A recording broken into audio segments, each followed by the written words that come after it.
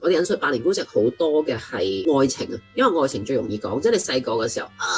自己最中意係百年孤寂裏邊佢寫性愛嘅一啲失敗嘅感覺，即係譬如阿卡迪奧仲係細個嘅時候，佢俾透娜拉摸，因為佢冇俾女人摸過，佢亦都冇摸過女人。咁佢時俾女人摸嘅時候咧，佢就話好似俾人裝咗入一袋馬鈴薯咁樣，碌嚟碌去咁樣咯。咁然後仲有好多描述嘅，即係譬如話一掂到佢就覺得成個世界都消逝咗，或者係俾佢一撫摸佢嘅膝頭哥，佢就覺得佢嘅骨頭全部成咗泡沫咁樣。即係譬如呢啲咁嘅描述都係即